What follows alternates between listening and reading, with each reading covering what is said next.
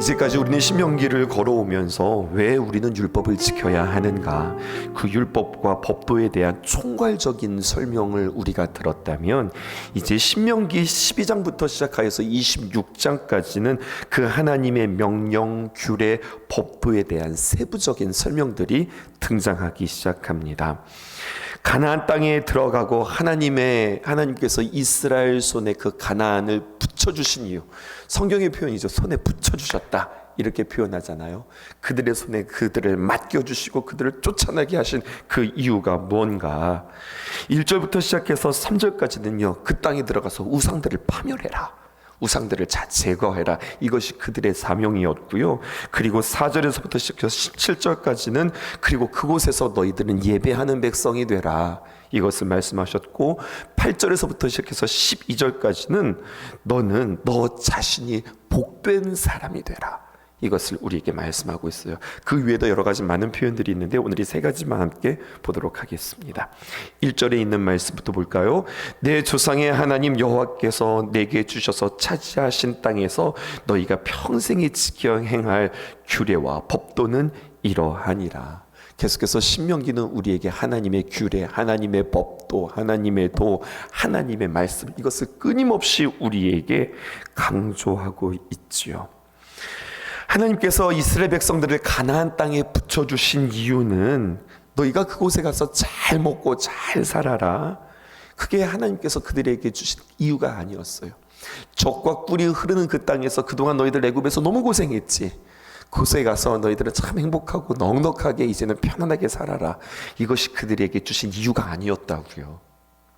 하나님께서 이스라엘 백성들에게 가나안을 주신 이유는 너희는 그곳에서 가서 그 우상이 가득한 그곳을 너희들은 새롭게 하고 이곳을 예배드리는 거룩한 처소로 삼고 그리고 이 땅을 회복해라, 이것이 하나님이 그들에게 주신 이유였습니다.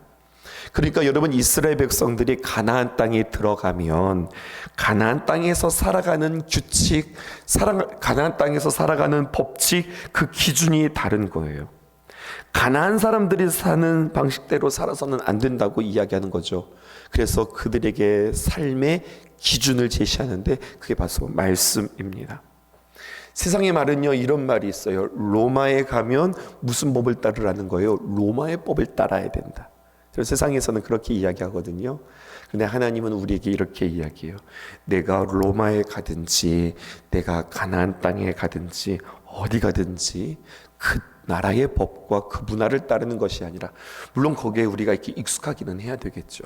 하지만 우리가 따라야 될 것은 하나님의 말씀이요, 하나님의 법이라고 성경은 우리에게 이야기하고 있어요. 하나님의 말씀은 어디로 가든지 하나님의 방식으로 살아, 하나님이 무엇을 기대하시고 하나님이 무엇을 기뻐하는지 늘 그것들을 기억하면서 살아가라 라고 이야기하는 거예요. 두 청춘 남녀가 사랑하여서 결혼하였네요. 그리고 아름다운 가정을 이루었어요. 근데 여러분, 중요한 것은 그들이 결혼한 결혼식이 중요한 게 아니라 결혼하여서 어떻게 살아가느냐, 이게 중요한 거잖아요. 이스라엘 백성들에게도 마찬가지입니다. 이스라엘 백성들이 가나안 땅을 차지한 것, 그게 중요한 게 아니에요. 이스라엘 백성들이 요단강을 건너 가나안 땅에 들어간 것, 그게 중요한 게 아니에요. 이스라엘 백성들이 그 땅에 들어가서 그곳에서 어떻게 살아갈 것인가, 이게 중요한 것이죠. 어떻게 살아가야 돼요? 하나님의 법도와 하나님의 규례를 지키면서 살아가는 것이 중요한 겁니다. 여러분, 신명기를 걸어가면서 이 말씀을 얼마나 많이 반복했어요. 말씀을 읽으면서 이런 생각이 들었어요. 여러분, 우리의 겉이 중요해요? 우리 속이 중요해요? 다 중요하지만 그래도 중요한 것을 따지라고 한다면 우리의 속이 중요한 거잖아요. 우리의 심령, 우리의 마음, 이런 걸 얘기하는 게 아니에요. 오늘 좀 다른 이야기 한번 해보려고요. 우리의 피지컬 말이에요. 우리의 육체가 있는데 우리의 육체, 겉도 중요하지만 우리 안에 있는 장기들, 우리 안에 있는 이 속에 있는 것들이 참 중요하잖아요. 골격이라든지 아니면 장기라든지 우리 몸을 구성하고 있는 이 근육들이 참 중요한 거 아니겠어요? 근데 우리의 거친 말입니다. 우리가 열심히 샤워도 하고 씻기도 하고 좋은 크림을 가지고 얼굴에 바르기도 하고 이렇게 피부 관리도 하고 뭐 이렇게 하지만 우리의 속은 어떻게 관리해요? 집어넣고 뭐 이렇게 씻을 수도 없고 닦을 수도 없고 우리의 속은 어떻게 관리해요? 방법은 한 가지인 것 같아요. 좋은 음식을 먹는 거죠. 요즘에 아침마다 저희는 아내가 해독 주스를 만들어줍니다. 어떤 권사님은 그렇게 저한테 말씀했어요. 목사님 무슨 독이 그렇게 많길래 아침마다 해독 주스를 드시냐고. 아침에 그 간단한 것 같아요. 요즘 참 맛있어요. 그 양배추와, 여러분들 한번 그렇게 드셔보세요. 양배추와 당근과 사과를 적절히 갈아가지고 그냥 훅 마시면 되는 거예요. 그러면 정말로 이렇게 몸이 가뿐해지는 그런 느낌들이 듭니다. 그렇게 아침에는 그것으로 한 끼 딱 먹고, 그다음에 또 점심 맛있게 먹고, 또 저녁도 가볍게 먹으면서 이제 체형을 유지하려고 하는데, 그런데 이제 어제 같은 경우 말입니다. 그렇게 이제 아침도 맛있게 가볍게 먹고, 이제 점심 먹고, 저녁도 가볍게 먹은 뒤에 한바탕 예배를 드리고 설교하고 나면 집에 들어가면 그렇게 또 배고픈 거예요. 그렇게 내 몸에 독소를 빼놓는다고 그렇게 해놓다가 아이들이 조금만 뒤에서 이렇게 쑤시면은 치킨도 먹고 라면도 먹고 뭐 정크 식품을 잔뜩 먹는 거죠. 그러면 아니나 다를까 그 다음날 새벽은요 오늘처럼 이렇게 좀 붓고 이게 푸석푸석하고 이제 그렇게 되어져요. 그러면서 생각했어요. 여러분, 우리 안에 있는 독소들을 빼는 거, 건강한 음식을 먹는 거, 이거 참 중요한데 여러분, 우리의 삶에 있어서 이렇게 먹는 것들이, 음식이 정말 참 중요하잖아요. 근데 맛있으니까 몸에 나쁨에도 불구하고 먹는 거예요. 이제는 우리가 영적인 이야기들을 해볼까요? 우리가 하나님 앞에서 드리는 이 예배가 우리의 삶 속에서 얼마나 중요한가? 하나님이 귀한 말씀을 순종하면서 살아가는 것이 얼마나 중요한가? 우리는 너무나도 쉽게 죄를 짓고 나쁜 생각하고 나쁜 말을 하고 악한 선택들을 하게 되어지는 우리의 일상들이 참 많은데, 여러분, 이것이 우리의 영적인 건강에 얼마나 치명적인가? 이것을 우리가 각성하면서 살아가느냐라는 거예요. 우리가 살아가면서 뭐 사람이 그런 거지 뭐 사람이 늘 부족하고 연약하지 그렇게 여기면서 그냥 죄와 벗하면서 살아가는 우리들의 모습은 아닌가 생각하는 거예요. 생각보다 죄는 우리의 심령에, 우리의 영혼에 치명적입니다. 우리가 하나님의 귀한 말씀, 주님 앞에 귀한 예배를 드리는 것, 오늘 신명기가 얼마나 반복하면서 이야기해요. 하나님의 법도와 하나님의 규례를 지키면서 살아가는 것, 이것이 얼마나 중요한가. 이것을 얼마나, 이렇게 표현하면 하나님 죄송해요, 하지만 얼마나 지겹도록 우리에게 지금 이 이야기들이 반복되어지고 있나요? 무슨 뜻일까요? 그만큼 이것이 우리에게 중요하다고 말씀하는데 우리는 성경을 읽으면서 왜 이렇게 똑같은 말들이 이렇게 반복되어져? 이렇게 이야기하는 거죠. 끊임없이 우상 숭배에 대해서 이야기하고, 끊임없이 예배의 중요성에 대해서 이야기하고, 끊임없이 하나님의 귀한 말씀의 가치와 기준들에 대해서 이것이 얼마나 중요한지 우리에게 이야기하고 있단 말입니다. 1절에서부터 시작해서 3절에 이스라엘 백성들이 가나안 땅에 들어가는 목적을 우리에게 이야기하고 있어요.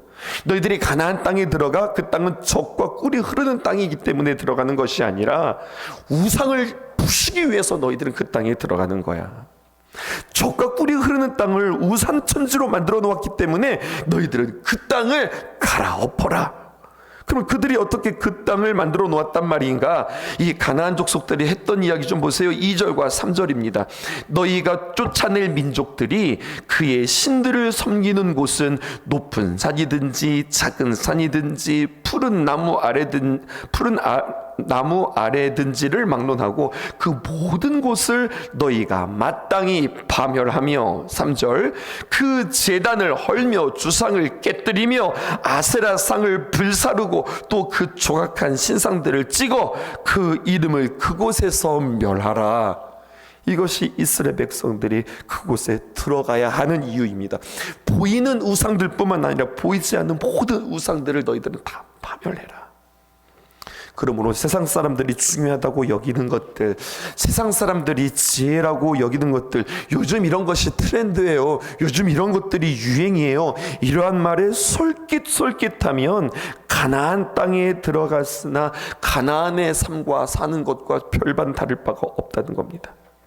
이 땅에서 우상의 이름이 사라지게 하는 것, 우상들의 이름이 아니라 더 하나님을 더 적극적으로 우상을 철폐할 뿐만 아니라 하나님의 이름을 높이는 것, 하나님의 아는 지식이 그 땅에 충만하고 그 하나님께서 우리에게 말씀하신 바 그 삶을 살아가며 그 하나님의 귀한 열매들을 맺게 되어지는 것, 이것이 이스라엘 백성들의 미션이요 또 이 시대를 살아가는 우리들의 삶의 목적이라고 하는 거예요. 죽고 사는 문제라고 이야기하고 싶어요. 죽고 사는 문제, 하나님의 귀한 말씀을 가까이 하는 것, 이것은 죽고 사는 문제다. 이것 놓치고 살아가면 온통 마음을 빼앗기고 살아가는 겁니다. 마귀에게 엄청난 것들을 내주는 게 아니에요. 성경은 늘 우리에게 이야기한다고 여러분들에게 강조했어요. 마귀에게 틈을 주지 말라. 마귀에게 틈을 주지 말라. 하나님을 예배하는 삶에서 벗어나게 되어지면 이것은 지금 생사가 걸린 문제다. 이렇게 우리가 받아들여야 돼요. 제가 지금 과장하는 게 아니에요. 하나님의 강조를 보실까요? 여러분, 하나님의 말씀을 가까이 하라고 하는 말씀이 이렇게 강조되어지다니. 어제의 말씀 신명기 11장 18절에서 21절, 우리가 다루지 않았던 부분인데요, 성경은 이렇게까지 이야기합니다. 띄워주실까요? 신명기 11장 18절에서 21절. 이러므로 너희는 나의 이 말을 너희의 마음과 뜻에 두고, 하나님의 말씀을 어떻게 가까이 하나 보세요. 이것을 너희의 손목에 메어 기호로 삼고, 이것을 너희의 미간에 붙여 표로 삼고, 그 다음 19절입니다. 또 이것을 너희의 자녀에게 가르치며 앉아있을 때든지 길을 갈 때든지 누워있을 때든지 일어날 때든지 이 말씀을 강론하고, 또 20절, 또 내 집 문설주와 바깥문에 기록하라. 21절까지 볼까요? 그리하면 여호와께서 너희 조상에게 주리라고 맹세하신 땅에서 너희의 날과 너희의 자녀의 날이 많아서 하늘이 덮는 날과 같으리라. 날이 많다고 하는 이야기는 오래 산다고 하는 이야기 아니에요. 하나님의 손 안에서 하나님의 통치와 하나님의 풍성함을 맛보는 삶들이 너희에게 길 것이라고 이야기해요. 하나님의 말씀을 마음의 뜻에 두는 그 구체적인 방법을 뭐라고 이야기해요? 손에 메고 미간에 붙이고 자녀에게 가르치고, 길을 갈 때 언제 길을 가죠? 그냥 가는 거 아니잖아요. 목적을 가지고 가는 거예요. 어디론가 향하는 거죠. 일을 할 때를 말하는 거 아닐까요? 누워있을 때 그 일을 마치고 쉴 때를 말하는 거 아닐까요? 또 일어날 때 하루를 시작하는 그때 강론하고 기억하고 보라고 그렇게 말씀하시는 거예요. 결론은 다 이게 뭐예요? 이토록 하나님이 귀한 말씀에 가까이 하는 것이 너희에게 복이라. 여러분, 사랑해 보셨나요? 사랑하면 어떻게 되는 거예요? 늘 가까이 두고 싶은 거예요. 볼수록 지겨운 것이 아니라 볼수록 너무너무나 즐거운 거예요. 하나님께서는 우리에게 복을 주시려고 이 순종을 원하시는 거예요. 하나님의 귀한 말씀을 가까이 하라. 하나님의 귀한 말씀을 늘 말씀 이렇게 읽고 뭐 붙이고 끼고 다니고 이런다고 되어지는 것이 아니라 이렇게 말씀을 가까이 할 때 여러분, 하나님의 음성이 우리에게 들리는데 조금 더 깊이 이야기해 볼까요? 의외로 하나님의 말씀은 우리에게 엄중하게, 무겁게, 선명하게, 때로는 두렵게 우리에게 들려지는 것이 아니라 우리의 일상에서 너무나 가볍게, 쉽게, 그리고 자주자주 그냥 우리의 마음에 감동으로 주님께서 우리에게 말씀해 주신다는 사실이에요. 하나님의 말씀은 늘 우리에게 그렇게 들려요. 큰 소리로 막 천지가 흔들릴 정도로 막 그렇게 우리에게 들려지는 것이 아니라 미세한 소리처럼 작은 소리로 우리에게 들려져요. 그런데 중요한 것은 심지어 이게 하나님의 음성인가? 라고 할 정도로 이렇게 우리에게 쉽게 들려지는데, 중요한 것은 쉽게 들려지는 이 말씀을 우리가 어렵게 들어야 한다는 거예요. 가볍게 들려지는 하나님의 귀한 말씀을 우리의 마음 가운데에서는 하나님을 사랑하는 마음으로 무겁게 들어야 되는 거예요. 자주 들려지는 하나님의 귀한 말씀을 우리는 신중하게 들어가야 되는 거예요. 그렇게 우리 마음속에 우상들을 점검했으면 좋겠습니다. 뭐가 감동인 거예요? 그냥 한번 쓱 이야기한 것 같은데 쉽게 이야기한 것을 놓치지 않고 기억하고 있는 거예요. 그리고 그 하나님의 말씀을 이루어 드리는 거. 가서 너희들은 우상을 철폐하라 그랬는데 우상이 무엇입니까? 오늘 나의 우상을 또다시 한번 점검해 볼까요? 하나님 말씀보다 더 가까이 하는 거, 하나님 말씀보다 더 자주 대하는 거, 하나님 말씀보다 더 즐거워하는 거, 하나님 말씀보다 더 중요하게 여기는 것, 이 우상을 버려야 우리가 하나님이 선명하게 되어지고 그 하나님을 온전히 섬길 수 있게 되어진다는 겁니다. 너희들은 가서 우상을 철폐해라, 우상들을 다 멸해라 라고 하는 말씀을 1절에서부터 3절까지 이야기했다면, 이제 4절에서 7절, 그리고 너희들은 그곳에 가서 하나님께 예배를 드리라, 이것을 우리에게 말씀하고 있습니다. 그러면서 예배를 드리는 것, 의무적으로 예배를 드려, 이것이 아니라 예배의 본질을 우리에게 이야기하는데, 그 예배의 본질은 무엇이냐? 기쁨이라고 우리에게 말씀해 주고 있어요. 이스라엘 백성들이 광야의 삶을 마치고 이제 가나안 땅에 들어가서 그들은 이제 어떤 삶을 살아가게 되느냐? 하나님의 설계도와 하나님의 계획에 따라 훗날 그들은 성전을 갖게 되어집니다. 거룩한 자리, 성소를 갖게 되어져요. 가나안 땅이 우상 천지가 되었던 것들을 바로잡기 위하여서 하나님께서는 중앙에, 하나님께서 선택하신 그 택하실 그곳에서 하나님께서는 하나님의 거룩한 성소, 예루살렘이 되겠죠, 성전을 계획하고 계세요. 무슨 말이에요? 너희들은 어떻게 예배하라는 거예요?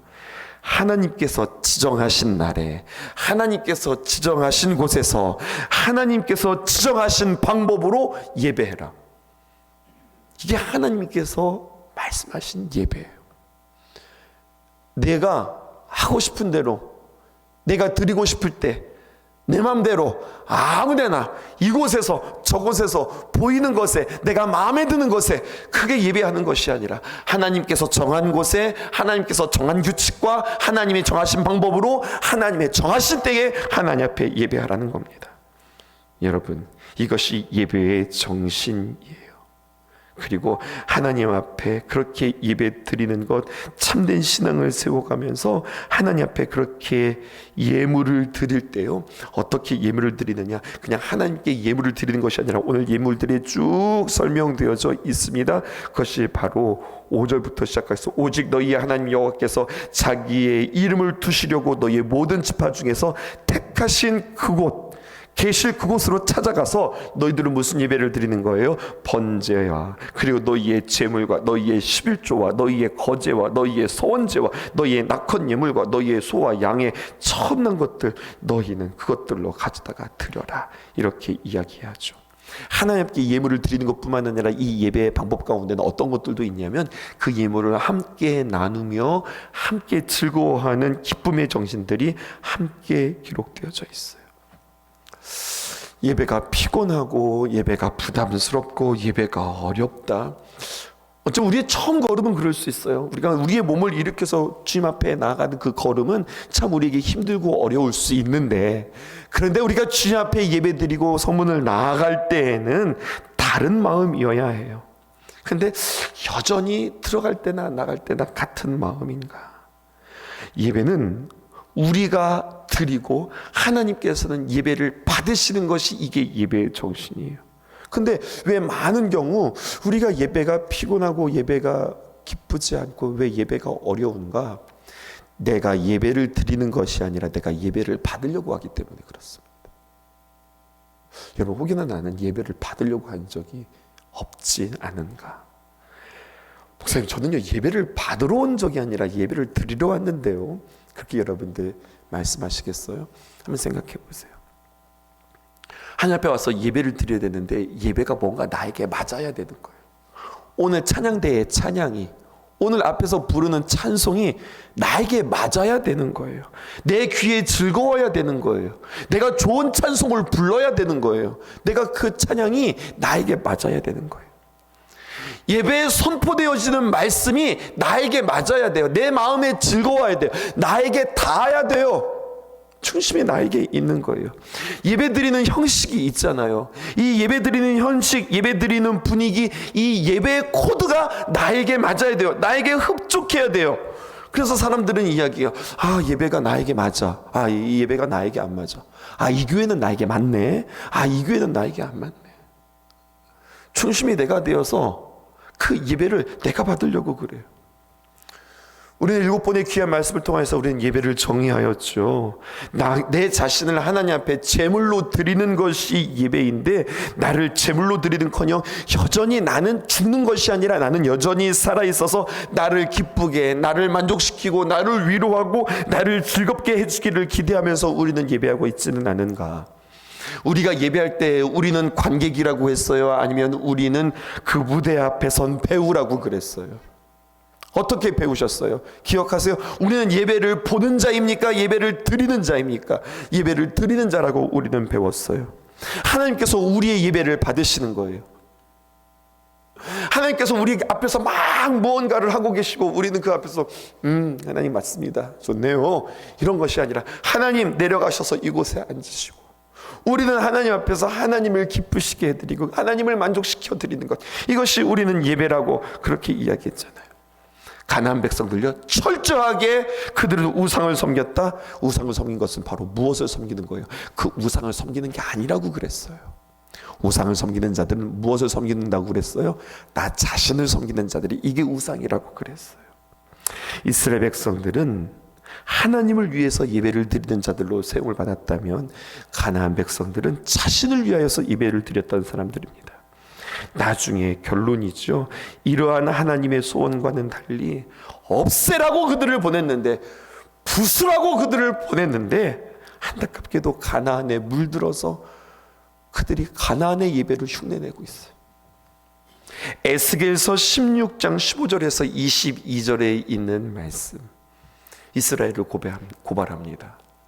그러나 내가 내 화려함을 믿고 내 명성을 가지고 행음하되 지나가는 모든 자들과 더불어 음란을 많이 행함으로 내 몸이 그들의 것이 되었도다. 이것은 이스라엘 백성들이 그냥 단순한 음란함을 이야기하는 게 아니에요. 가나안의 예배가 그들에게 물들기 시작한 거예요. 가나안의 예배는 음란함의 예배였거든요. 16절 보실까요? 내가 내 의복을 가지고 너를 위하여 각색 신당을 꾸미고 거기에서 행음하였으니 이런 일은 전무후무하니라. 내가 준 금, 은 장식품으로 너를 위하여서 남자 우상을 만들어 행음하며 또 내 수놓은 옷을 그 우상에게 입히고 나의 기름과 향을 그 앞에 베풀며. 주님 뭐라고 이야기해? 이건 나의 기름이고 나의 향, 내가 받을 건데 너는 그것을 그들에게 베푸냐? 주님께서 이렇게 이야기하시는 거죠. 더 심각해집니다. 또 내가 내게 주어 먹게 한 내 음식물 고운 밀가루와 기름과 꿀을 내가 그 앞에 베풀며 향기를 삼았나니 과연 그렇게 하였느니라. 주 여호와의 말씀이니라. 20절 볼까요? 또 내가 나를 위하여 낳은 내 자녀들 누구를 위해서 낳았다는 거예요. 우리를 위해서 낳은 것이 아니라 하나님을 위해서 낳은 그 자녀들을 너희들이 데리고 가서 그들을 제물로 삼아 불살랐느니라. 내가 내 흠행을 작은 일로 여겨서 21절 나의 자녀들을 죽여 우상에게 넘겨 불 가운데로 지나가게 하겠느니라. 하나님의 가슴 아픔을 여러분이 느껴지세요? 22절 내가 어렸을 때에 벌거벗은 몸이었으며 피투성이가 되어서 발짓하던 것을 기억하지 아니하고 내가 모든 가증한 일과 음란을 행하였느니라. 비유의 표현이죠. 여러분, 아이가 태어났는데 부모가 아이를 돌보지 않아요. 피투성이가 되었어요. 벌거벗은 몸이 되었습니다. 피투성이가 되어서 막 파둥파둥 구른 것을 지나가다가 그것을 그냥 지나칠 수 없어. 그것을 내가 삼아서 씻기고 키우고 아름다운 처녀로 만들었는데, 그래서 아름답게 자랐던 그가 또다시 세상에 나아가 가증한 일과 음란한 일들을 행하였다. 여러분, 이스라엘을 고발하고 있는 하나님의 아픈 마음이에요. 그런데 여러분, 이것이 우리들의 모습은 아닌가 한번 점검해 보기 원해요. 하나님께서 피값으로 피투성이 된 우리를 씻으시기 위해서 하나님 스스로가 피투성이가 되셨습니다. 상처난 우리의 모든 몸들을 깨끗한 어린아이와 같은 피부로 만들기 위하여서, 여러분 패션 오브 크라이스트라고 하는 영화 보셨죠? 그의 몸이 그렇게 만신창이가 되도록 다 찢기도록 주님께서 우리를 사랑하시고 우리를 건지시고 우리를 이렇게 아름다운 하나님의 거룩한 자녀로 삼아주셨단 말입니다. 그런데 우리가 그 하나님의 사랑과 은혜를 잊어버린 채 내가 주인이 되어서, 내가 우상이 되어서, 나를 위하여서 이렇게 저렇게 방황하는 우리들의 인생은 아닌가 생각하는 거죠. 주님의 사랑을 경홀히 여기지 말라. 주님의 사랑을 함부로 여기지 말라. 주님의 십자가를 함부로 말하지 말고 그 주님의 십자가 앞에 함부로 살지 말라. 오늘 주님의 진지한 사랑 앞에 우리는 주님 앞에 다시 한번 진지함으로 나아가야 할 것입니다. 이 세상 살다가 보니 하나님 그림자 잃어버린 채 어두운 그림자만이 나를 따라오네. 주 향한 나의 마음과 예배의 그 열정 잃어버린 채 나 향한 그 크신 사랑 깨닫지 못했네. 하나님인 제 가운데 기쁨으로 주께 나아가 그를 경배해. 우리가 예배할 때에 임하시는 주님 바라봐. 우리 한 번 더 고백합니다. 이 세상 살다가 보니 하나님 그림자 잃어버린 채 어두운 그림자만이 나를 따라오네. 주 향한 나의 마음과 예배의 그 열정 잃어버린 채 날 향한 그 크신 사랑 깨닫지 못했네. 깨닫지 못했네. 하나님인 제 가운데